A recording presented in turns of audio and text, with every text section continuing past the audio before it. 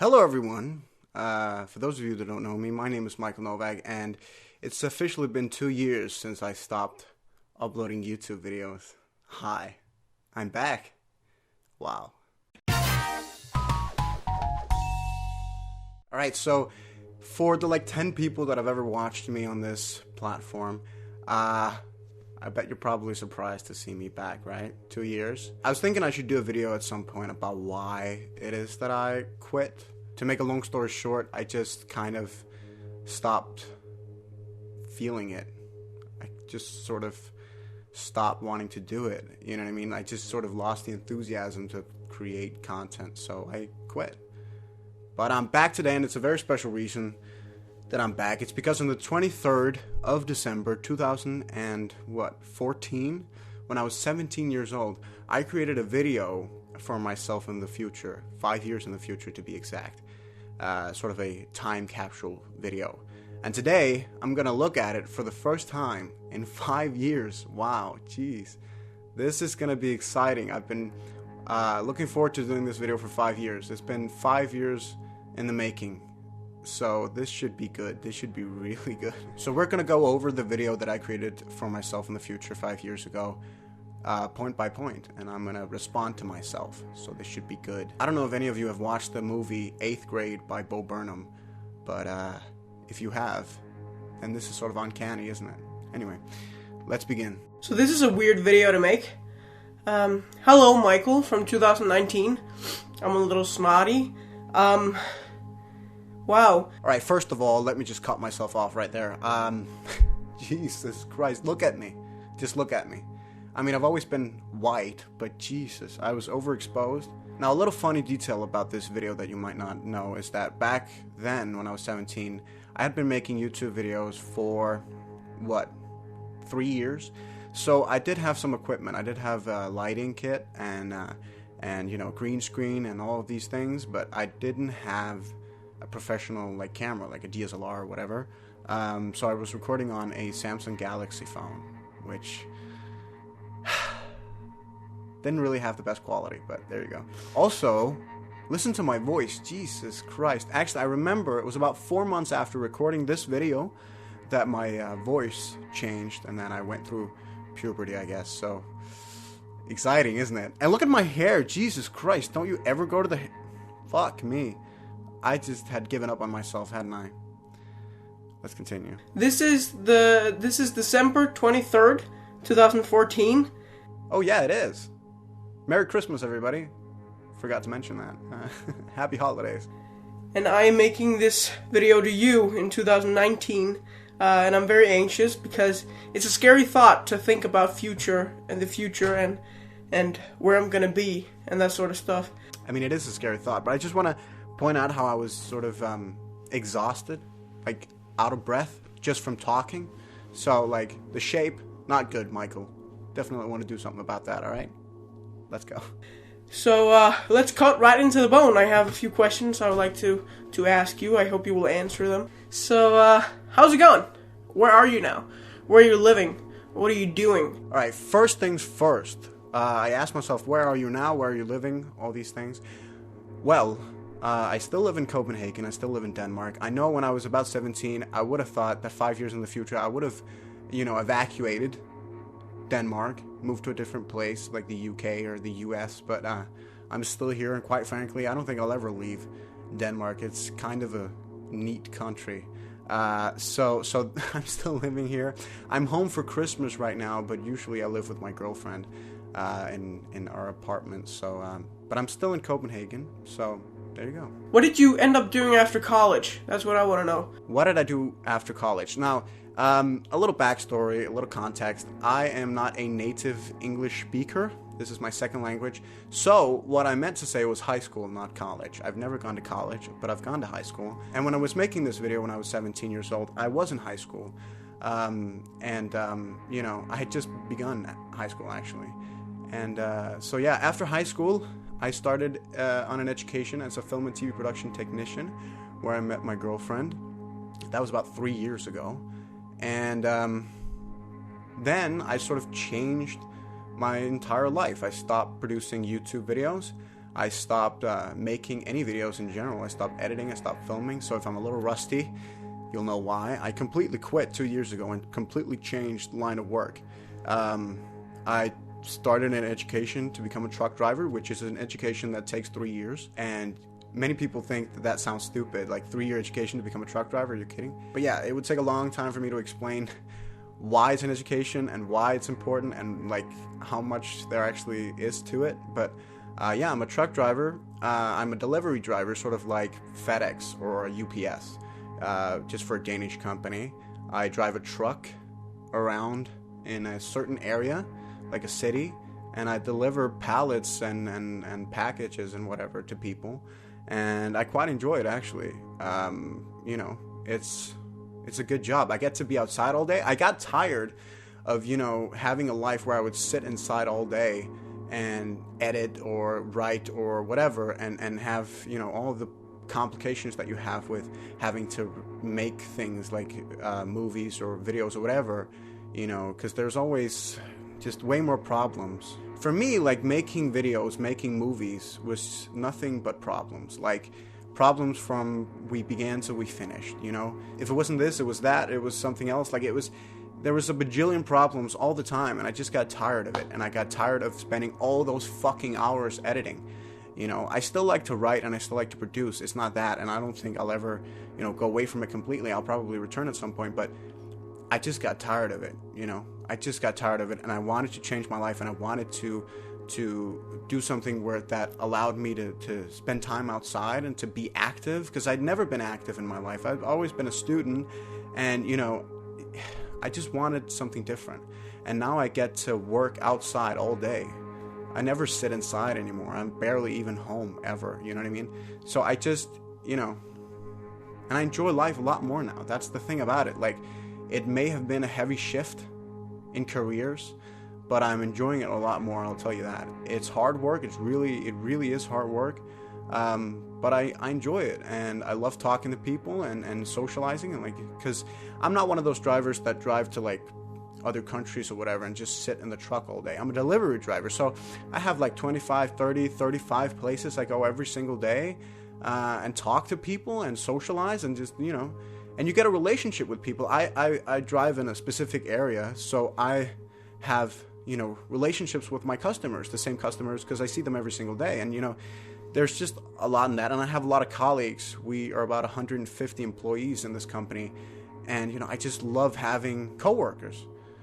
I love being able to socialize with them. Like, you know, it's a very isolated life being in the film and TV industry, I think. But I'm still doing things related to that industry. I've become an actor now-ish. Currently, we're making a Danish comedy show that's actually on YouTube. I'll link it in the description and in a note card.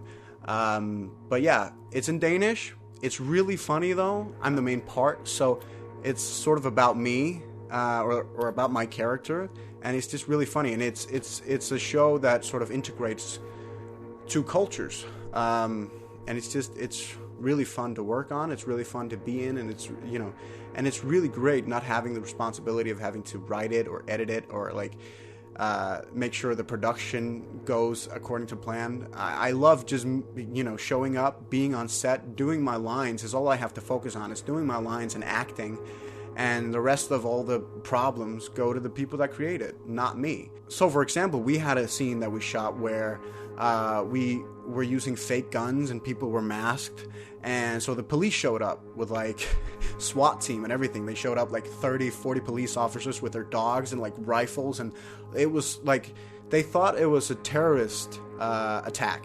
and so they showed up. And again, and they arrested all of us until they found out that we were recording for a web series.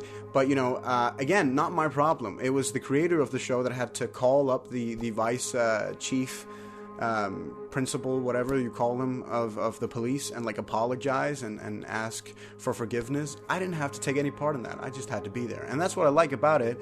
So I'm still in the business. I still, you know, take part in things. I still enjoy it. I do. I really still enjoy creating something, producing some content. That's always been the thing that motivated me to make YouTube videos for 6 years. It wasn't the viewership, but it was the fact that I could create something and be proud of it and see the end result. And to be honest, I'm still proud of it. I've never deleted anything from the last 6 years, from the 6 years that I was doing YouTube videos. I haven't deleted any of it because I'm proud of it still to this day. I would never neglect it. I would never talk it down. I would never, make one of these videos like, oh, let's look at me when I was a stupid kid.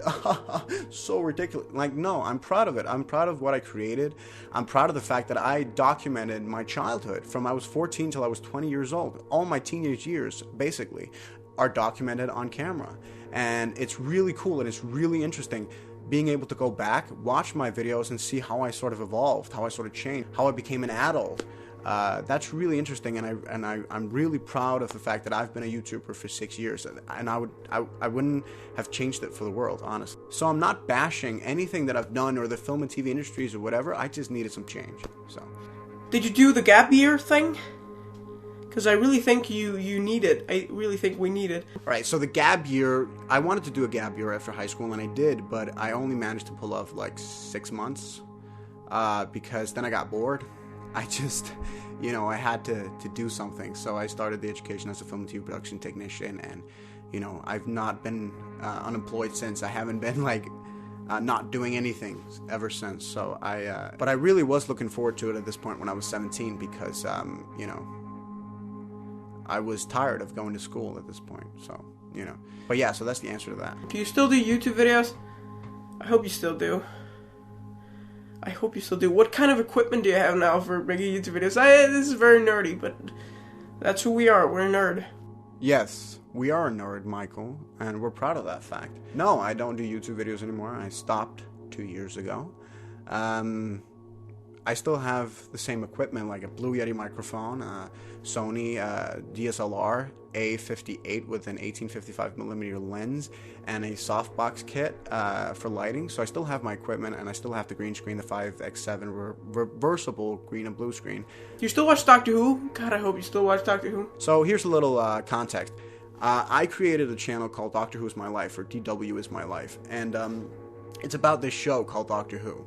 And because I was a religious fan of it at one point, and it has over 50 years of story of episodes from 1963 up till today, and I've watched all of it pretty much up until a few years ago when I just lost interest in the show, because honestly I don't agree with the changes that's been made, and I don't like how the showrunner's running it, and this is going to be for the people that understand the Doctor Who universe. A lot of us hated Stephen Moffat when he took over after Russell T Davies, but honestly, he had some really good series, like the 5th series with Matt Smith, the 6th also, the 7th even. But then Chibnall took over. Chibnall, that we know from Broadchurch and other projects, took over and took Jodie Whittaker with him to become the first female Doctor. And honestly, I've just not been feeling it ever since. In the middle of Peter Capaldi's run, I sort of stopped watching because I don't know. It felt forced. I didn't want to force myself to watch the episodes, so I just stopped. But I still watch the classical episodes every once in a while, and the beginning of New Who, like David Tennant's era and Christopher Eccleston's era. That's classic. That's canon, absolutely. So I still watch those sometimes, but I don't follow it anymore. Sorry. Is Mom and Dad still alive? Are they still okay? What happened? Mom may be dead. She may be dead, Mom. But I hope she's not. So a little context of this part of the video.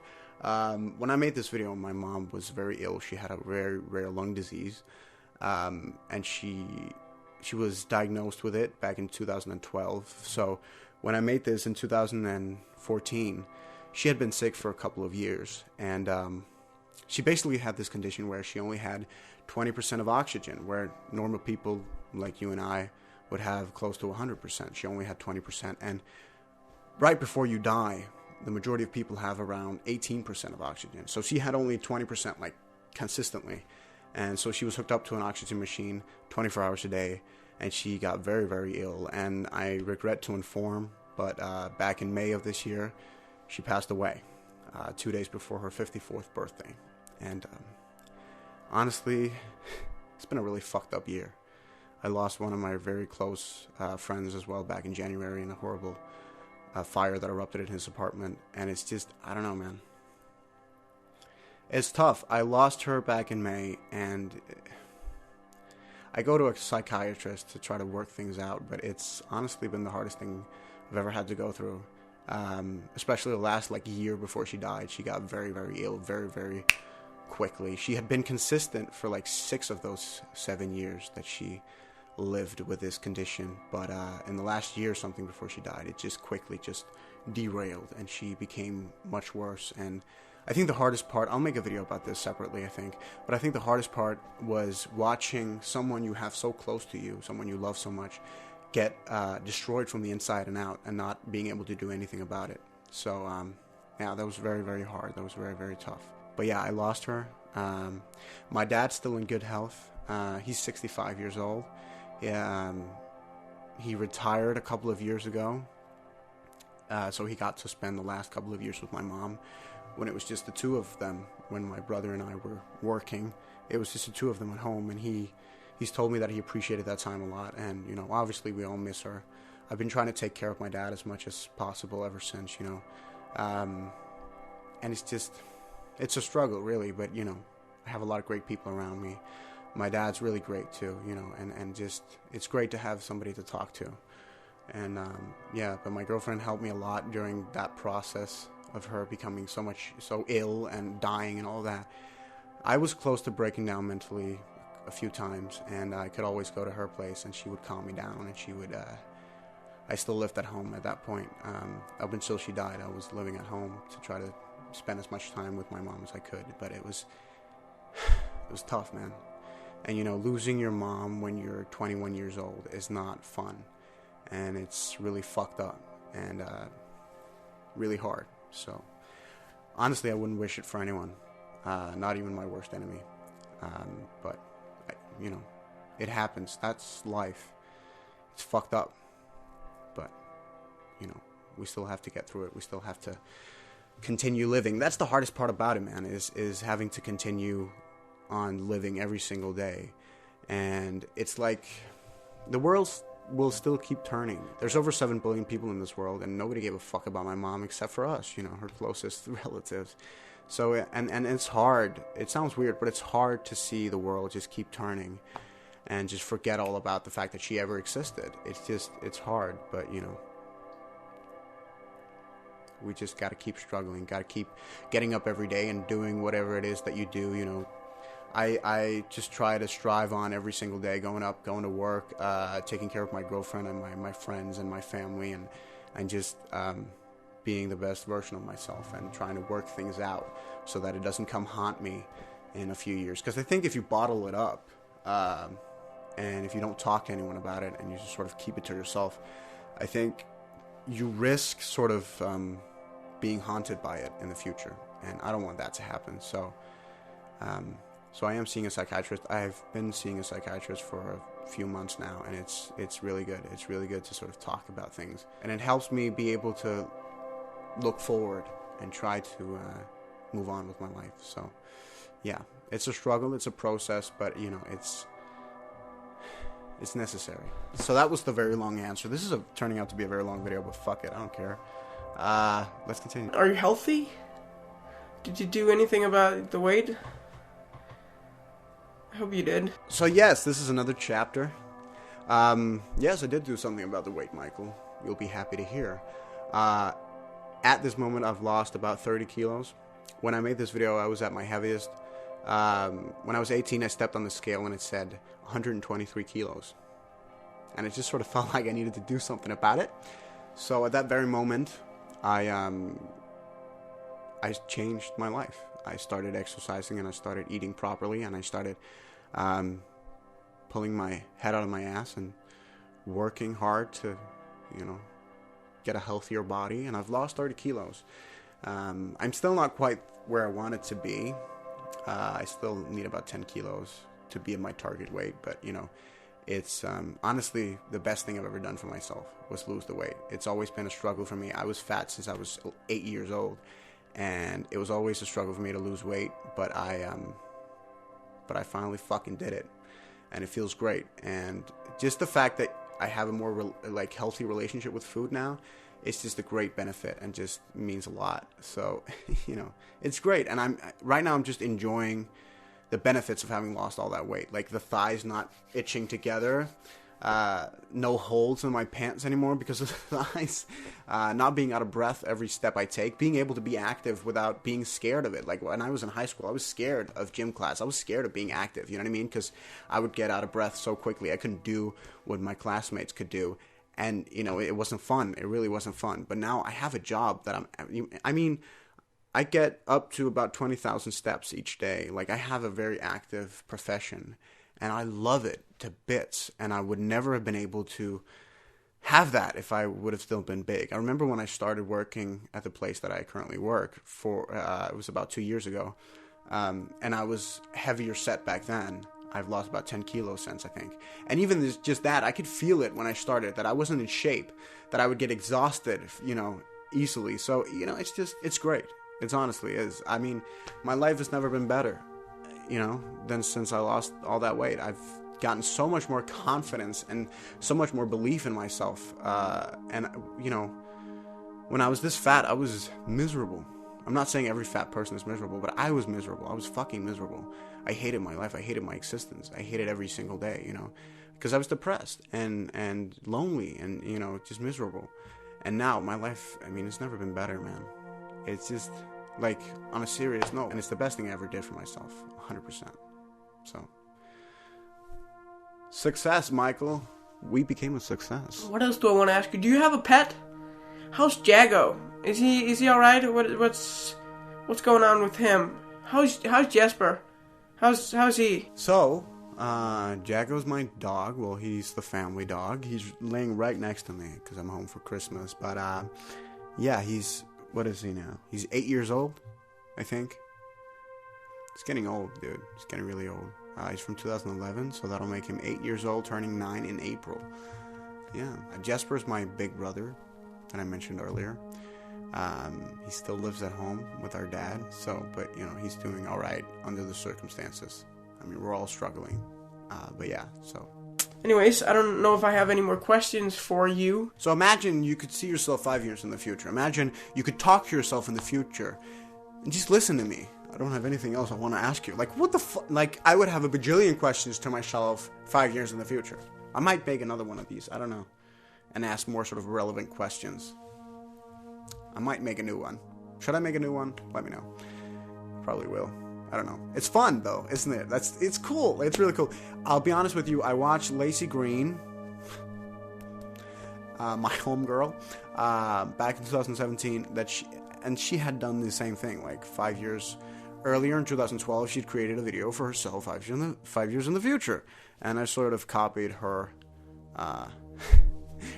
Her idea and made my own version. So, and yeah, I'm gonna upload this video unlisted to YouTube on several accounts so it won't get lost, and I will make it official and worldwide so people can see it in 2019, and I hope you will answer it. See you in December of 2019. God, I'm gonna be awesome. Okay, thank you for everything, Michael. Thank you for everything you're doing. I hope you believe in yourself. I hope you have accomplished great things. And yeah, can't wait to be you. Bye. That's nice, though, isn't it? That's really sweet. Young Michael. Young, insecure, fat, prepubescent Michael. To answer your question, I don't know if it was a question, but to answer you, Michael, yes, I'm very happy under the circumstances. And I have a great life, and I wouldn't change a thing. And I look forward to the future. I look forward to seeing what life has to offer me. I know this video ended up becoming extremely long, but I don't give a fuck. It's gonna be fun to edit this because I haven't edited anything in 2 years, so this will be great. I don't even know if I remember how to use Adobe, but we'll see. So that was it, man. That was my video. If you see me again on this website, then let me know. I don't know. I don't know if I'll be returning. I have missed it, honestly. I'm not gonna lie. Like, I've missed making YouTube videos. But I don't know if I'll ever like return. But I might make a video every once in a while. I don't know. But it's good to be back, at least for just a little while. But yeah, thank you so much for watching this video. If you watched me at any point during those 6 years, because there were a few people that watched me, if you're one of those people, I just want to say thank you from the bottom of my heart. I made some great friends through the medium of YouTube, and I wouldn't be without them. You know who you are. That's it. Thank you so much for ever having been a part of my YouTube journey. And go back and watch some of my old stuff. You'll be surprised, dude. I've gotten some comments because I had a video, how to make a green screen for free, and that sort of blew up after a long time. Like, after having been online for a few years, it blew up. And I get comments on my newer videos sometimes of people that have watched the how to make a green screen for free video that are like, wow, you changed, or like, wow, you went into puberty. And you have to understand, I mean, a lot of people, that they have the assumption that if a video is online, it was just made no matter what, and that's not the case. I made my first video in 2011 when I was 14 years old, dude. I'm not the same person anymore. It's been 8 years. Like, a lot has happened. I'm sorry to say, a lot has happened. I mean, go back and watch my first video. I'll link it somewhere. It's great. It's great. My first like real video, I think, is like a review of a digital camera or something, or of a computer or something. Anyway, I'll link it. It's great fun for the whole family. My English abilities, my ability to speak this fine language was quite rubbish. I sound like Marcus sound now. He became better, actually. That's interesting as well. Go check out Marcus's channel. But Marcus, he became a lot better at speaking English after having done so many videos with me. So, you're welcome, Marcus. And I can't wait to see you. And thank you for watching. I'm going to go. Have a great new year. Have a great 2020. Merry Christmas. Happy Hanukkah. All of those things. And I wish you all the best. See ya.